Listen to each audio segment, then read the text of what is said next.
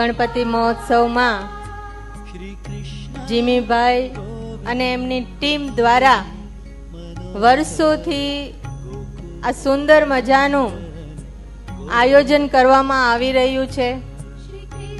મને જ્યારથી યાદ છે ત્યારથી સૌથી પહેલા રાજકોટમાં ત્રિકોણ બાગકા રાજા ગણપતિ મહોત્સવની શરૂઆત જીમીભાઈ અને એમની ટીમ દ્વારા કરવામાં આવ્યું હતું.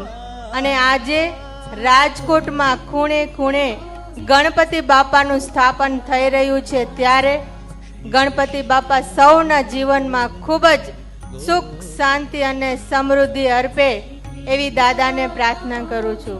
ખૂબ મોટી સંખ્યામાં ત્રિકોણ બાગકા રાજા ગણપતિ મહોત્સવમાં લોકો દર્શન કરવા આવતા હોય છે. ત્યારે દર વખતે કંઈક ને કંઈક એવું સાંભળવા મળતું હોય કે ભક્તો પોતાની અહીંયા માનતા રાખતા હોય છે કે ગણપતિ બાપા પાસે પોતાની વિશ માંગીને જતા હોય છે અને જ્યારે એમની માનતા પૂર્ણ થતી હોય ત્યારે ફરી પાછું બાપાનું સ્થાપન થાય ત્યારે લોકો એમની માનતા પૂર્ણ કરવા આવતા હોય છે. ત્યારે દાદા પાસે લોકો ભક્તો જે કાંઈ વિશ માંગે, એમના મનના જે કાંઈ મનોરથો હોય એ ત્રિકોણ બાગકા રાજા પૂર્ણ કરે એવી શુભેચ્છા.